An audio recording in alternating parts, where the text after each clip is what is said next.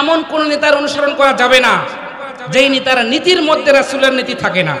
এমন কোন নেতার অনুসরণ করা যাবে না যেই নেতার আদর্শের মধ্যে রাসূলের আদর্শ নাই, যেই নেতার নীতির মধ্যে রাসূলের নীতি নাই, এই নেতার অনুসরণ করা যাবে না। নেতা তো ছিলেন তিনি, দীর্ঘ 50টি বছর এই বাংলার জমিনে তাফসীর করেছেন যিনি, যার জনপ্রিয়তা ছিল আকাশচম্বী। সেই আকাশচম্বী জনপ্রিয়তা থেকে মাটির সাথে ধুসিয়ে দেওয়ার জন্য জালেমরা বিভিন্ন চক্রান্ত করে মিথ্যা মামলা দিয়ে দীর্ঘ 13টি বছর জেলবন্দি করে তার উপর জুলুম করেছে, তাকে অত্যাচার করেছে।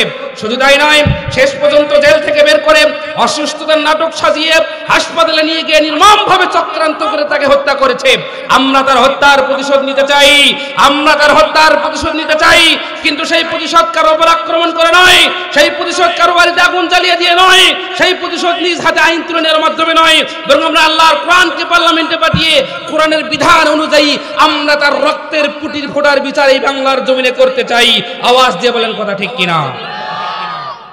যদি রাত পোহালে শোনা যেত আল্লামা সাঈদী মরে নাই, যদি রাত পোহালে শোনা যেত আল্লামা সাঈদী মরে নাই, যদি রাজপথে আবার মিছিল হতো আল্লামা সাঈদীর মুক্তি চাই, মুক্তি চাই, মুক্তি চাই, তবে বিশ্ব পেত এক মহান নেতা, আমরা ফিরে পেতাম স্বাধীনতা।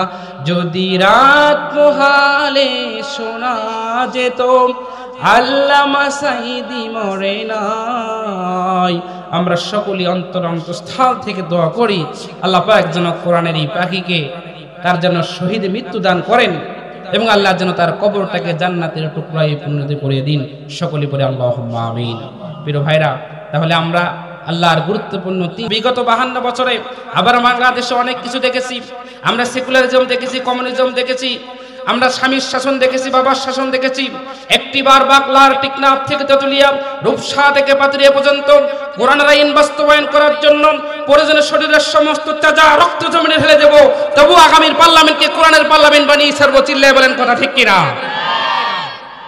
কোরআনের পথে অবিচল থেকে আমার মরণ যেন হয়, কোরআনের পথে অবিচল থেকে আমার মরণ যেন হয়। তোমারই কাছে মিনতি আমার, তোমারই কাছে মিনতি আমার, মহামহিম দয়াময়, কোরআনের পথে অবিচল থেকে আমার মরণ যেন হয়। সকলে পড়ি আমিন। সবাই আল্লাহর কোরআনকে হাতে নিয়ে আল্লাহকে সাক্ষী রেখে স্পষ্টভাবে কথা বলতে চাই। আজকে যদি আল্লাহর কোরআনকে সংসদে রেখে কোরআনের বিধান অনুযায়ী যদি বিচার ফয়সালা করা হয়, কোরআন দিয়ে যদি বাংলাদেশ পরিচালনা করা হয়, বিশ্বাস করেন আগামীকাল থেকে বাংলার জমিনে চুরি থাকবে না, জেনা থাকবে না, ধর্ষণ থাকবে না, দুর্নীতি থাকবে না, সব অটোমেটিক দূর হয়ে যাবে। গোটা বাংলাদেশটা একটা জান্নাতের টুকরায় পরিণত হয়ে যাবে। এটা কিভাবে সম্ভব? এটা বোঝানোর জন্য কোরআন থেকে কিছু দৃষ্টান্ত আমি আপনাদের সামনে দিতে চাই। আল্লাহ রাব্বুল আলামিন কোরআনে ইরশাদ করেন, السارق والسارقة فاقطعوا أيديهما। আল্লাহ রাব্বুল আলামিন বলেন, কোন ব্যক্তি যদি পৃথিবীতে চুরি করে, চুরি করার পর কোরআনের বিধান হচ্ছে তার হাত কেটে দিতে হবে। প্রিয় ভাইরা আমার তো বয়স অনেক কম, এখানে অনেক বয়সের মুরব্বী মানুষ আপনারা বসে আছেন। আপনাদের কাছে জানতে চাই, বাংলাদেশ স্বাধীন হওয়ার পর থেকে নিয়ে শুরু করে আজ পর্যন্ত চোর ধরা পড়ার পর চোরের হাত কেটে দেওয়া হয়েছে, এমন দৃশ্য কি আপনারা কোথাও কোনোদিন দেখেছেন? একটু আওয়াজ দিয়ে বলেন, দেখেছেন কি কখনো? কিন্তু আল্লাহ রাব্বুল আলামিন তিনি চোরের শাস্তি স্বরূপ যে বিধান কোরআনে দিলেন, এই বিধান অনুযায়ী যদি হাতে গোনা দুই চারটে চোরের শাস্তি দেওয়া হয়, বিশ্বাস করেন বাংলার জমিনে একটা চোর খুঁজে পাওয়া যাবে না। অনুরূপভাবে জেনার সংখ্যা ধর্ষণের সংখ্যা ক্রমান্বয়ে দিন দিন বেড়ে চলছে। আল্লাহ রাব্বুল আলামিন জেনাকারের শাস্তি স্বরূপ যেই বিধান কোরআনে দিয়েছেন, আল্লাহর এই বিধান অনুযায়ী যদি হাতে গোনা 2-3টা জেনাকারের বিচার করা হয়, বিশ্বাস করেন বাংলার জমিনে কোনো জেনা কি সেই বিধান আল্লাহ রাব্বুল আলামিন ইরশাদ করেন, আয-যানিয়াতু ওয়াজ-যানি ফাজলিদু কুল্লা ওয়াহিদিম মিনহুমা মিয়াতা জালদা। রাব্বুল আলামিন বলেন, পৃথিবীতে কোনো মানুষ যখন জেনা করবে, জেনা করার পর বিবাহিত অবস্থায় এক শাস্তি আর অবিবাহিত অবস্থায় আরেক শাস্তি। কেউ যদি অবিবাহিত অবস্থায় জেনা করে তাহলে তাকে 100টা বেত্রাঘাত করতে হবে। আর যদি কেউ বিবাহিত অবস্থায় জেনা করে তাহলে কোনো কথা নেই, মাটিতে গলা বা বুক পর্যন্ত পুঁতে পাথর নিক্ষেপ করে, ইট নিক্ষেপ করে মারতে হবে, ততক্ষণ সে মরে নাই যতক্ষণ। প্রিয় ভাইরা আমার, আল্লাহর এই কোরআনের বিধান অনুযায়ী হাতে করা যদি 2-4টা জেনাকারের বিচার করা হয় এবং এই জেনাকারের বিচারের দৃশ্যটা বাংলাদেশের বড় বড় যতগুলো চ্যানেল আছে সবগুলো চ্যানেলগুলোকে একত্রিত করে ভিডিও লাইভ চালু করে যদি এই জেনাকারের শাস্তির দৃশ্যটা বাংলাদেশের প্রত্যেকটা ঘরে ঘরে দেখানো হয়, আমার তো মনে হয় বাংলাদেশের লম্পট যুবকদের জেনার কথা কল্পনা করা তো দূরের কথা, ভয়ের ঠেলায় এদের রাতের বেলা স্বপ্নদোষ পর্যন্ত বন্ধ হয়ে যেত। প্রিয় ভাইরা আমার, আল্লাহর কোরআনের বিধান অনুযায়ী জেনাকারের বিধান বিচার করলে কোনো জেনাকার বাংলার জমিনে খুঁজে পাওয়া যাবে না, বরং রাস্তা দিয়ে যখন কোনো মহিলা হেঁটে যাবে বাংলার লম্পট যুবকরা তার দিকে কোন নজরে তাকানো তো দূরের কথা, ভয়ের ঠেলায় ওই রাস্তা দিয়ে রাস্তার আশেপাশে যাবে না, বরং বিকল্প রাস্তা বেছে নেবে।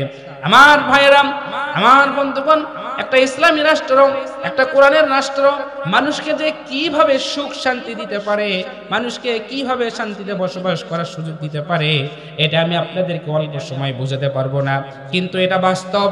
কোরআনের আইন যদি বাস্তবায়ন হয়, ইসলামী রাষ্ট্র যদি বাস্তবায়ন হয়, শুধুমাত্র মুসলিমরা যে শান্তিতে থাকবে এমনটা নয়, বরং মুসলিম অমুসলিম দল মত নির্বিশেষে সকলেই শান্তিতে বসবাস করতে পারবে। প্রিয় ভাইরা আমার, একজনের বাড়িতে লাগছে আগুন, একটু আওয়াজ দিয়ে বলেন তো কি লাগছে? আগুন লাগার পর সে চিৎকার করা শুরু করে দিয়েছে, ভাইরা আমার বাড়িতে আগুন লেগেছে, যে যা পারেন তাই নিয়ে ঝাঁপিয়ে পড়েন, আমার বাড়ির আগুন নিভাতে হবে। মনে রাখবেন এবারের সংগ্রাম আমার বাড়ির আগুন নিভানোর সংগ্রাম। ওই দিক দিয়ে যাচ্ছিল এক বুড়ি, তার মাথায় ছিল খড়ি, চিন্তা করছে যার যা আছে তাই নিয়ে ঝাঁপিয়ে পড়তে বলছে, আমার কাছে তো নগদ খড়ি ছাড়া কিছুই নাই। মাথার সমস্ত খড়ি আগুনে নিক্ষেপ করে দিছে। আগুন তো সামান্য একটু কমে গেছে। আগুন কি কমে গেছে? ওই দিক দিয়ে যাচ্ছিল এক শ্বশুর, তার জামাই বাড়িতে ল্যাপটপ নিয়ে যাচ্ছে, জামাইকে দেবে এবং জামাইয়ের জন্য অনেক দামি দামি পোশাক কিনেছে। সে যখন দেখলো বুড়ি তার মাথার খড়ি দিল, আগুন নিবলো না, চিন্তা করলো জামাই থাকলে পরে ল্যাপটপ দেওয়াই যাবে, আগে আমার মুসলিম ভাইয়ের বাড়ির আগুন নিভাতে হবে। সমস্ত ল্যাপটপ এরপর কাপড় চোপড় যা কিছু ছিল সবগুলো আগুনে নিক্ষেপ করে দিয়েছে। আগুন তো মোটামুটি নিভে গেছে, আগুন তাও নেভে নাই। ওই দিক দিয়ে এখন দোকানদার যাচ্ছিল 20 ক্যান্টনের কেরোসিন তেল নিয়ে। সে যখন দেখলো বুড়িদার মাথার খড়ি দিল, আগুন নেভে নাই, জামাই ল্যাপটপ কাপড় চোপড় সব দিল, আগুন নেভে নাই। বেঁচে থাকলে জীবনে ব্যবসা করাই যাবে, আগে আমার মুসলিম ভাইয়ের আগুন নিভাতে হবে। সমস্ত তেল আগুনে নিক্ষেপ করে দিছে। এবার তো আগুন জনমের মতো নিভে গেছে। তাহলে ভাইরা আমার, আগুনের মধ্যে খড়ি দিলে, আগুনের মধ্যে ল্যাপটপ দিলে, আগুনের মধ্যে তেল দিলে যেমন আগুন নেভে না, বরং আগুনের পাওয়ার আরো দ্বিগুণ পরিমাণ বেড়ে যায়। অনুরূপ ভাবে আল্লাহ তৈরি করে পৃথিবীতে, আল্লাহ তৈরি করে সমাজে আল্লাহর আইন বাদ দিয়ে মানব রচিত আইনের মাধ্যমে কখনো সমাজের অশান্তি দূর করা যাবে না, বরং যদি দূর করার চেষ্টা করা হবে গোটা বাংলাদেশ অশান্তির আগুনে দাউ দাউ করে জ্বলবে। কথা বলেন ঠিক কিনা? প্রিয় ভাইরা আমার, বিগত বাংলাদেশে বিগত 52 বছরে আমরা অনেক তন্ত্র মন্ত্র দেখেছি, আমরা নেতার পরিবর্তন দেখেছি, আমরা চেয়ারের পরিবর্তন দেখেছি, আমরা দলের পরিবর্তন দেখেছি, কিন্তু আমরা এই দেশের মানুষের ভাগ্যের পরিবর্তন দেখি নেই। এবং আমরা বিশ্বাস করি মানুষের বানানো তন্ত্র মন্ত্র দিয়ে কখনো মানুষের ভাগ্য পরিবর্তন হবে না। যতদিন না বাংলার জমিনে ইমারত ইসলামিয়া প্রতিষ্ঠিত না হবে, ততদিন পর্যন্ত কোনো মানুষ সুখে শান্তিতে থাকতে পারবে না, ততদিন পর্যন্ত মানুষের ভাগ্যের পরিবর্তন হবে না। সুতরাং আগামীতে আমাদের সবাইকে টার্গেট ভিত্তিক কাজ করতে হবে। কে জামাত করে, কে চরমনাই করে, কে দেওবন্দি, কে আহলে হাদিস, এগুলো কোনো ভেদাভেদ দেখার টাইম নাই। সবাইকে ঐক্যবদ্ধ হয়ে কোরআনের পক্ষে সংগ্রাম করে যেতে হবে। কোরআনকে বাংলার জমিনে প্রতিষ্ঠিত করার জন্য, কোরআনের রাজ কায়েম করার জন্য সবাইকে ঐক্যবদ্ধ হতে হবে। কারণ এই বাংলার জমিনে আমার সাইদ ভাইয়ের রক্ত ঝরেছে, এই বাংলার জমিনে আমার মুক্ত ভাইয়ের রক্ত ঝরেছে, এই বাংলার জমিনে আমার রায়হান ভাইয়ের রক্ত ঝরেছে। আমরা তাদের রক্তকে কোনোভাবেই বৃথা যেতে দেব না।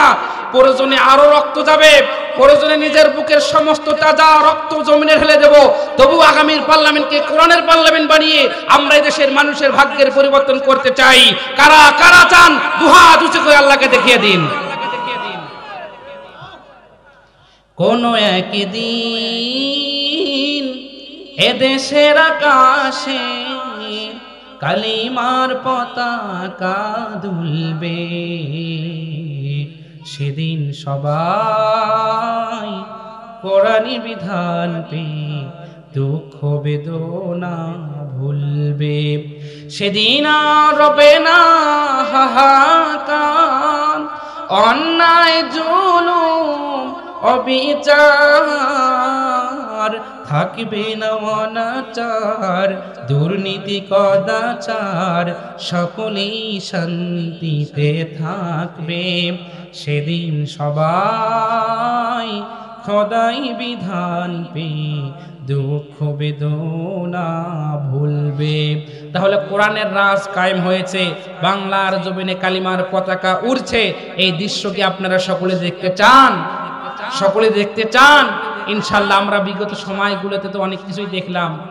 কেউ আমাদেরকে পরিপূর্ণ শান্তি দিতে পারলো না, কেউ আমাদের অশান্তি বাংলার জমিন থেকে দূর করতে পারলো না। অনেক তন্ত্র মন্ত্র দেখা শেষ, শুধুমাত্র একটা জিনিস দেখা আছে, সেটি হচ্ছে বাংলার জমিনে কোরআনের রাজ কায়েম হয়েছে, কোরআনের বিধান অনুযায়ী রাষ্ট্র পরিচালনা করা হচ্ছে। এই দৃশ্য শুধু আমাদের দেখা বাকি আছে। ইনশাআল্লাহ আমরা আশা রাখি এবং আমরা চেষ্টায় আছি, আগামীর বাংলাদেশ হবে কোরআনের বাংলাদেশ, আগামীর বাংলাদেশ হবে ইসলামের বাংলাদেশ, আগামীর বাংলাদেশ হবে উলামায়ে কেরামের বাংলাদেশ। ইনশাআল্লাহ আগামীর বাংলাদেশের দুর্নীতি থাকবে না, আগামীর বাংলাদেশে অশান্তি থাকবে না। সমস্ত মানুষদেরকে সুখে শান্তিতে বসবাস করবার সুযোগ দেওয়ার জন্য আমাদেরকে কোরআনের পক্ষে সংগ্রাম করে যেতে হবে। রাজি আছেন তো সবাই?